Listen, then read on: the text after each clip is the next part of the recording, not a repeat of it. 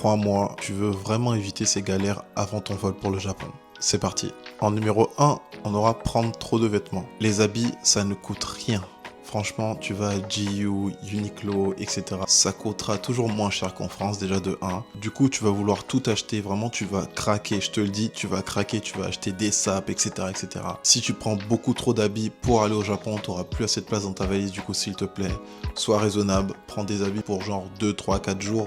Parce que dans tous les cas, crois-moi que tu vas refaire ta garde-robe une fois que tu seras sur place. D'ailleurs, si tu veux que je te fasse une roadmap des meilleurs friperies et bons plans sur Tokyo, n'hésite pas à me le dire en commentaire, je te le ferai avec plaisir. En 2, on aura oublié de prendre un adaptateur aux prises japonaises. Franchement, en 2025, c'est une dinguerie de faire toujours ça. Il y en a, quand ils vont dans un autre pays, ils ne pensent pas à prendre des prises pour s'adapter aux prises du pays en question. Et ça, je trouve ça tout simplement stupide. Genre, t'es en France, tu vas aux États-Unis et tu te dis c'est normal, genre j'ai mon charge français, c'est normal. Genre tu te poses pas la question. Et c'est pareil pour le Japon. Il y en a, ils partent au Japon et en général, tu te dis ok, par exemple, t'es au Japon, tu dis ok, je vais au Japon, je vais aller à Don Quijote. Vu que c'est des produits import-exportés, ça coûte assez cher. Du coup, franchement, tu pars dans un optique de perdre de l'argent, du coup, s'il te plaît. Achète-en un sur Paris, ça vaut quoi 10, 15 euros et c'est réglé. En 3, on aura le fait d'emporter des liquides dans ses bagages cabine. Franchement, c'est très stupide et crois-moi que j'ai fait l'erreur aussi. En gros, c'était la première fois quand je revenais sur Paris. Dans mon sac à dos, j'avais mis en mode une bouteille de lemon soda, ça ressemble à ça, que j'avais acheté dans les duty free de l'aéroport. Je précise dans les duty free de l'aéroport. Et une fois arrivé, parce que bon, comme je vous ai parlé d'escale, j'ai fait une escale en Chine pour revenir sur Paris. Et une fois arrivé à la douane, ils m'ont dit « Ah non, non, non, non, ça passe pas, t'as deux choix, la jeter ou la boire. » Et crois-moi que j'ai choisi la solution la plus évidente, j'ai bu.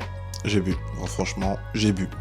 Donc, si tu veux pas finir dans cette situation-là, je te conseille de mettre tout dans ta valise. Et en 4, ce sera tout simplement ne pas prévoir une deuxième valise pour ton retour. Mais on sait tous qu'une fois que tu es là-bas, tu achètes beaucoup trop de choses. Et sur le retour, tu te dis « Ah, j'ai pas beaucoup de place. » C'est là que tu te dis « Ah, mais Yanson, il m'a prévenu. » Une fois que tu es sur place, tu pourras acheter des valises à des prix cassés. Les valises ne coûtent pas cher. Tu peux aller à Don Quijote, des magasins particuliers, etc. Les valises coûteront pas cher comparé au prix français. Du coup, une fois sur place, n'hésite surtout pas à prendre une deuxième valise. En tous les cas, la plupart des compagnies t'autorisent sur le retour à avoir 2 valises. Du coup, ça c'est pas mal. Dans pas mal de mes cas, c'était comme ça. À l'aller, j'avais une valise, mais au retour, j'avais le droit à 2. Si t'as pas le droit à 2 au retour au Japon, tu pourras payer genre 50, 60 euros pour ajouter une deuxième valise. Du coup, payer 50, 60 euros pour ajouter une deuxième valise en soude, c'est rien à côté de tous les souvenirs et de tous les trucs incroyables que tu vas ramener du Japon. N'hésite pas à liker, commenter, partager et à t'abonner. Et on se retrouve bientôt pour de nouvelles vidéos.